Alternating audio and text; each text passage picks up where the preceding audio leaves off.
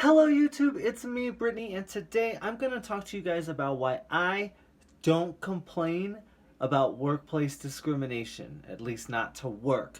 But before we do that, I want to thank all 500 plus that have already subscribed. My number grows every day. I love every single one of you guys who have subscribed. Thanks so much for being here.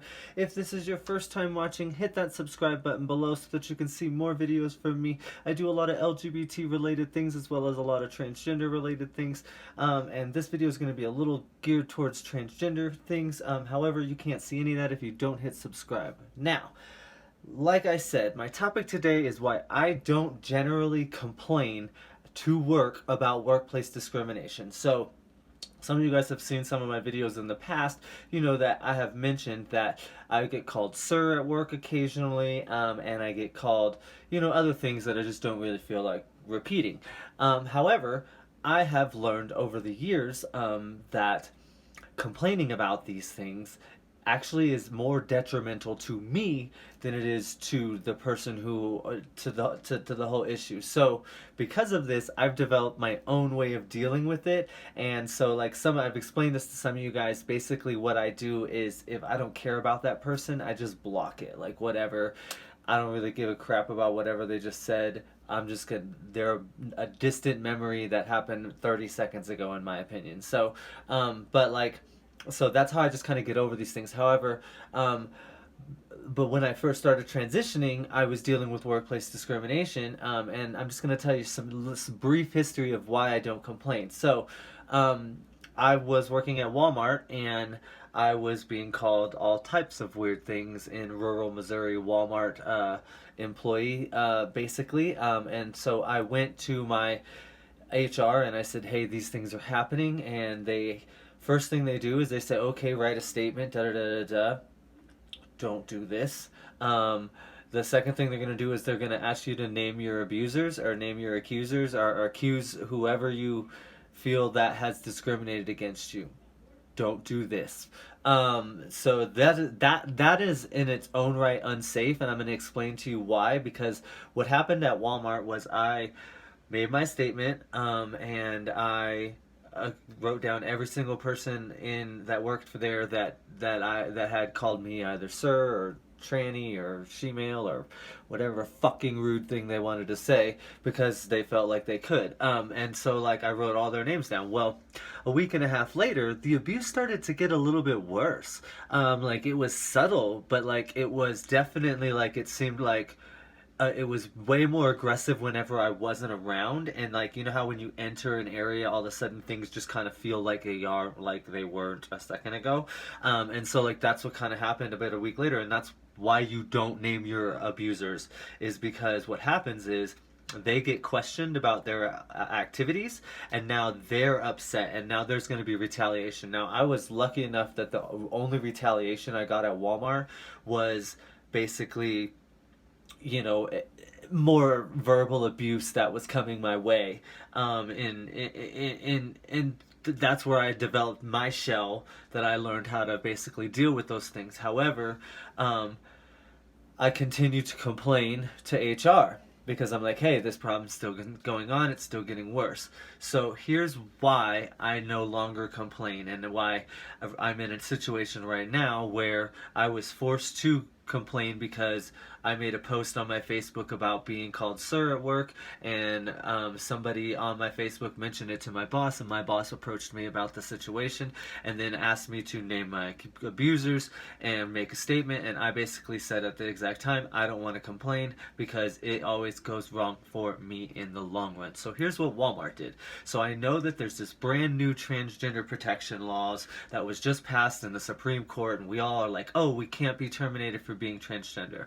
But companies have been getting around this with other minorities with loopholes for years, and here's exactly how they're going to do it. So when a company like Walmart, or just go with Walmart, when a company like Walmart has a transgender problem where an employee who's transgender is complaining about being discriminated, they can do one of three different things. They can act accordingly, and they can spend the money, and they can start training those employees properly to make sure that they're not treating those employees that way, as well as disciplining employees when they're caught doing certain acts. Walmart didn't do any of this. The next thing they can do is they can get all the information like they're doing, and they can give that information to your abusers by doing an investigation. And companies will be like, oh, we're going to do an investigation.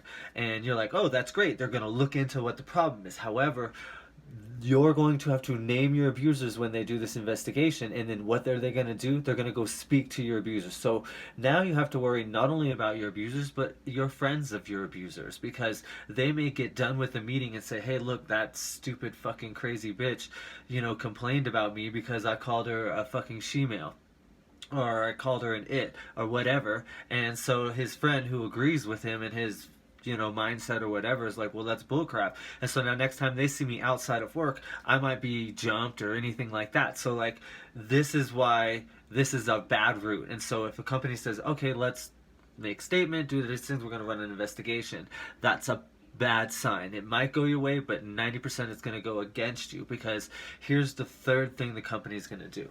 So the company might be actively doing an investigation, trying to fix the problem.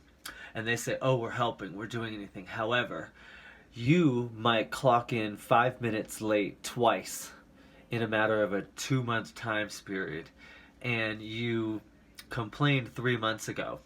Now you've committed a violation that's terminatable.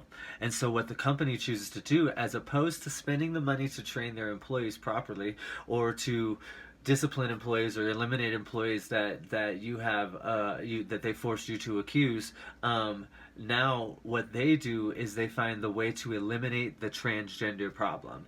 And by what I say, what that is they are going to find any small slip up in your actions that will allow them to terminate you. So like, remember when you signed on to work or wherever you worked, you filled out this little thing and it had all this small print, and they went over it briefly with you about what all that stuff meant, and you were just supposed to be like, oh, it's just basic stuff like that. Well, that's exactly where they're going to hit you. They're going to get you on that small print type policy things, and then they're going to terminate you. However, when now you're going to turn around and go, oh, well, this is discrimination, they fired me because I complained about being discriminated. What they did was they ran their own investigation, and they terminated you for this policy that you broke, not for being transgender. So now when you go to court trying to file a workplace discrimination lawsuit, or for wrongful termination lawsuit against the company who wrongfully terminated you because they had to eliminate their transgender problem, they covered their tracks so that it didn't look like it was you. The reason for your termination was you being transgender. It looked like you did something else, something small and minute. However, it was a legitimate policy breaking, and therefore legitimate reason for them to terminate you based on their policies and procedures for that company. So this is the main reason why it doesn't matter what was passed in the Supreme Court, you must be very hesitant with wherever you work when it comes to complaining about being discriminated against at work.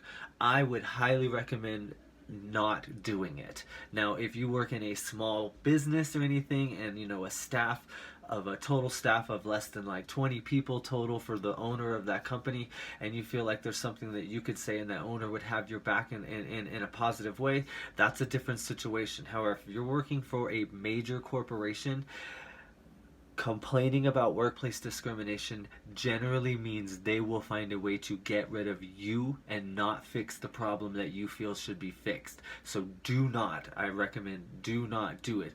Now, they're going to force you to, like I was just recently in a situation where they were like, hey, we heard that you're feeling uncomfortable, tell us about it. And I said, I don't want to tell us about it. And they kept pushing and pushing and pushing until I said, yeah, I get discriminated against a lot. I've been doing it since I've worked here for the last year and a half. I don't complain because it's in the past. So like, I explained all that stuff to them, and now I'm in a situation where I'm under investigation for breaking a small rule, and I'm possibly gonna lose my job, because I complained 4 weeks ago about being discriminated against, not by my choice, but by my bosses coming to me and saying, you have an issue, tell us what it is, and tell us who's doing it. And I did not tell them any of the names of anybody who's doing it, because frankly, I don't know them. I don't care.